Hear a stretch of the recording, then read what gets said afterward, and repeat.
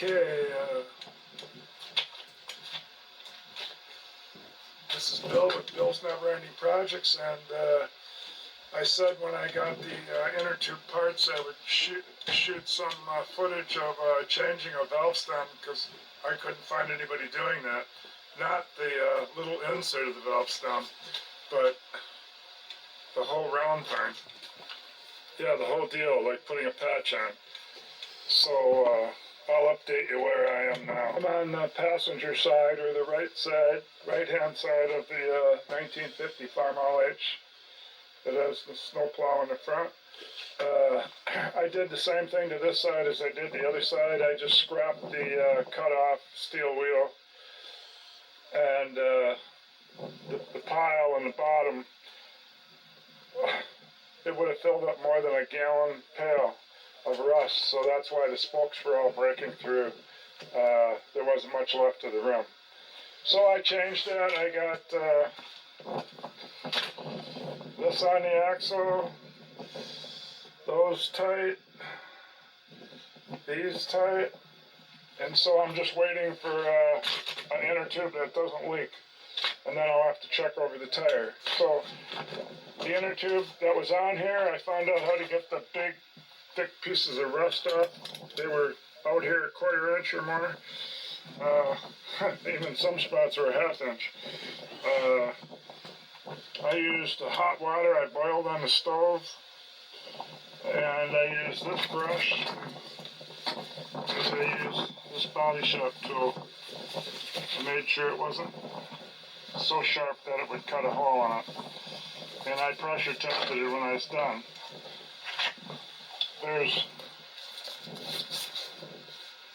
There's still a stain on here, but the stuff like this right here, that you can flake off, there isn't much of that left. It took quite a while to get it off, but I did it. There's still some thin layers, but not the big thick ones that are up a 1/4 inch, 1/8 inch and a 1/4 inch. So now I pulled this out. So pulling back with the pliers, or the vice grip on that, I was able to, with my knife, cut through a little bit, and because you can't cut through that bottom portion. There's the bottom portion that where the air gets into the inner tube. You don't want to cut into that. So I had to hold it tight, and I would just be real careful and just get a little bit going, and then the rest ripped when I pulled on this with the vice grips, and now I'm going around this way. So I'm going to put a vice grips back on that, and to hold this so I got enough room, because these are going to come way out. Looks like further than that, but so this wanted to be on the edge, so I put some weights on it. Little railroad track, and put a board there with a cultivator bracket, and then I put 2 little pieces of 1/2 inch plywood, one underneath here, and one on the edge here to keep it, because it always wants to keep coming back this way, this curl, right? Patches, like I'm saying, it's so close to the edge. So anyway, I'm going to keep peeling this around. See, from here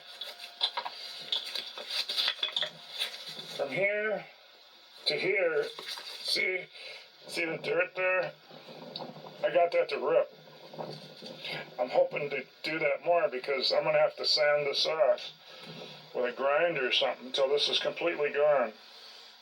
So now I'm going to do that off camera.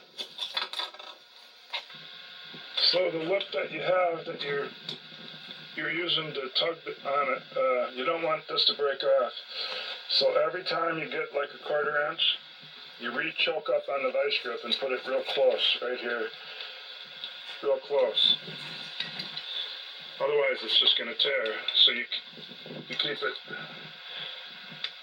it so you can keep ripping the glue. You don't want to go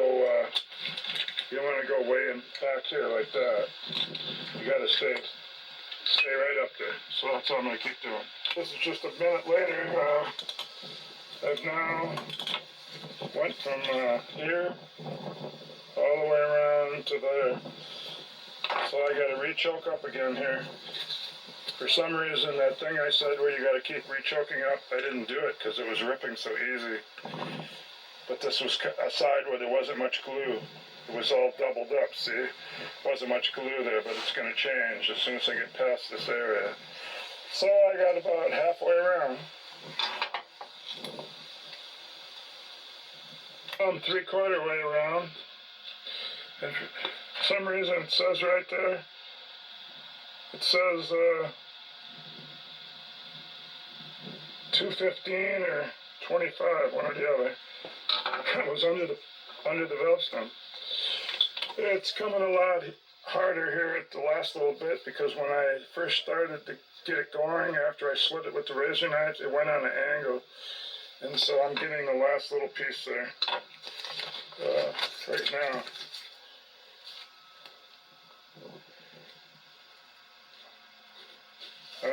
Now it wants to just break, so I gotta get another bite. That's what I mean about one side being doubled up, but it didn't leak. It didn't leak.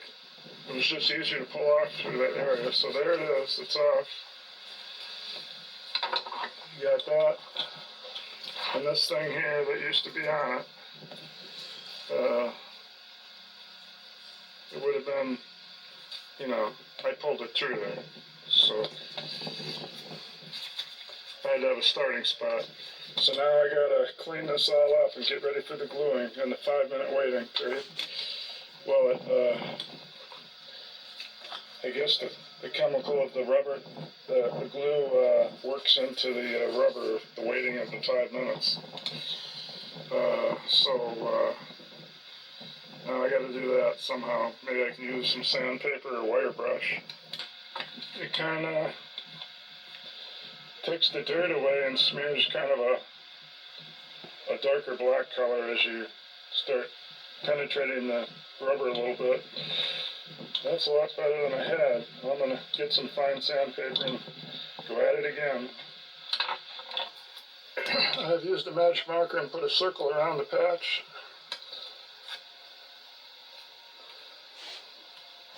And I really need to clean way down to here, and I have to go up over this layer here, so I'm going to have to sand that down. Other people use these little round buffers where they change the pads. Maybe it's even just Scotch-Brite on there or something, but I could go dig through my toolbox. I don't know if I have one of those. They would be able to take that little ridge down and clean all this up in just a couple minutes. But I gotta try to do it by hand. I got some around 100 grit getting these lines off. Then I'll have to use some finer stuff, I suppose. Alright, back to work. Now I'm gonna wipe it off with some paint thinner.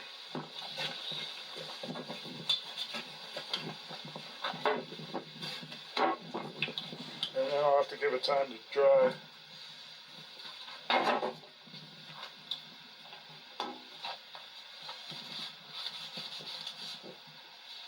Yeah, black.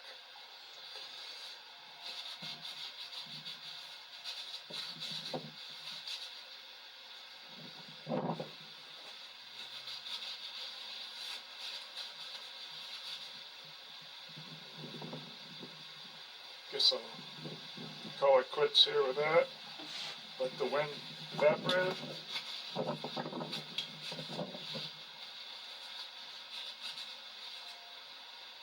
Yep.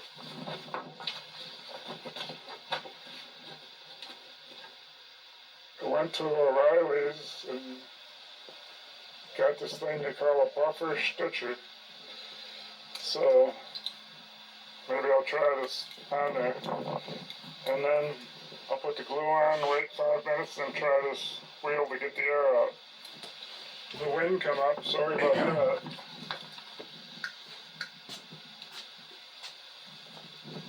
Get the glue on here. Looks like that's enough.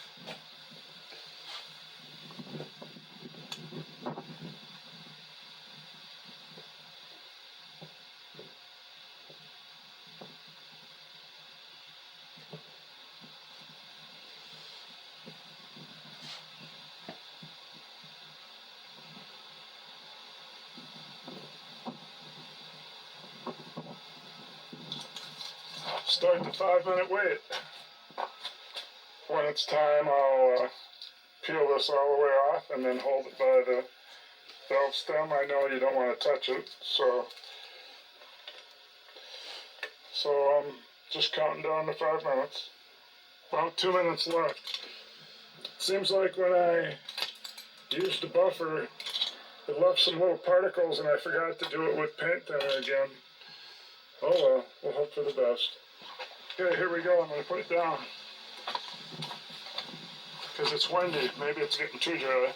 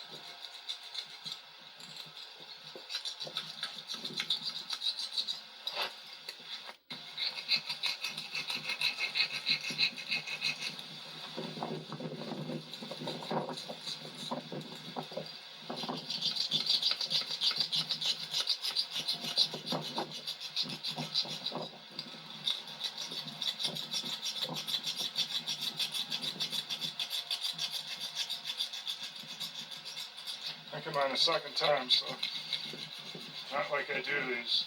I've never done one of these. I'll just overdo it, maybe.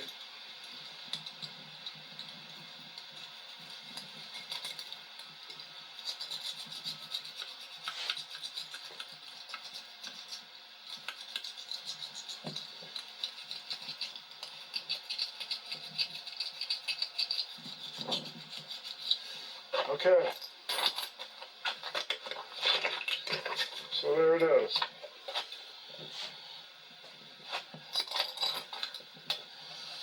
Put this back in the box for the next time.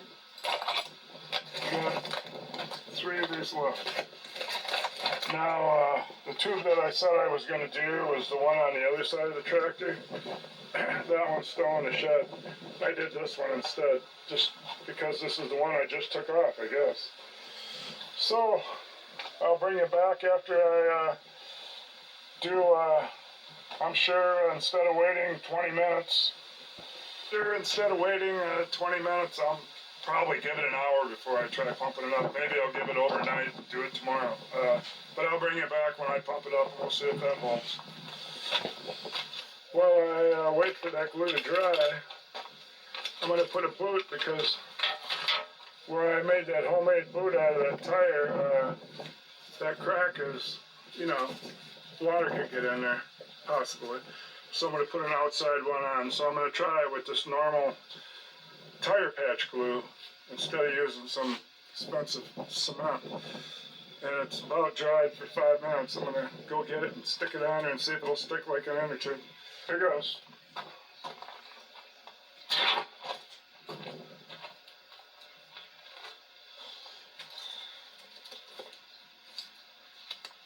Oh, that wanted to stick right away. That's where I drew the line.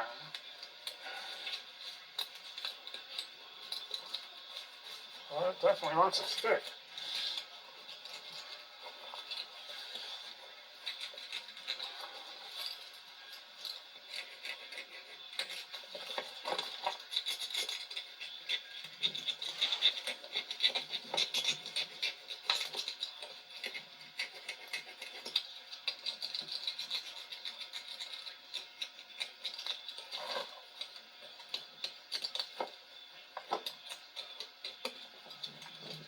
fix up for that top left corner that kept, I looked a half an hour later and it was popped back up. And then it restocked. Then I looked another 15 minutes later and it was re-popped back up. But all the other three corners stayed down.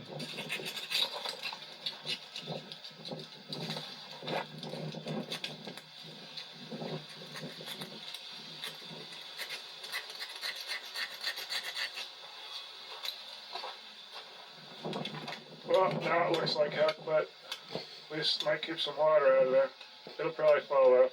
So I'll give her a test here with the guard or my soapy water in a few minutes. I'll let you know. Let's put some soapy water on with my ketchup bottle.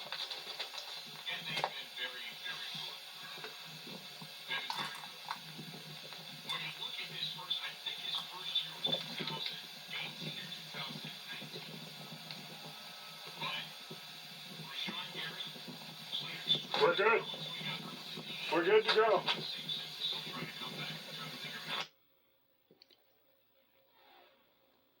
Let's make him some cool popping noises as it pushes it out on my wider rim. It's not a 9-inch rim anymore. It's a 10. About a half-inch gap left on this side. Now a 1/4 inch. It's pretty tight over.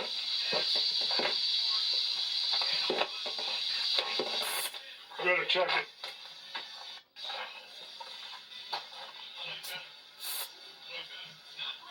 It's got too much, so I'm gonna let some out. It's getting dark, and I call it quits. So I guess I put a valve stem on and it works. So good deal. Here it is the next day. I've got cracks on my from scraping all that rust off yesterday. It'll get better. So here's the test. It was on 12 last night. Let's see if it's still on 12.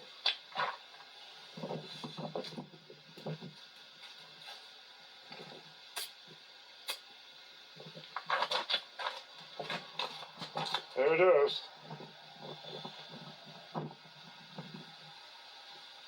Well, it ain't gonna show up, but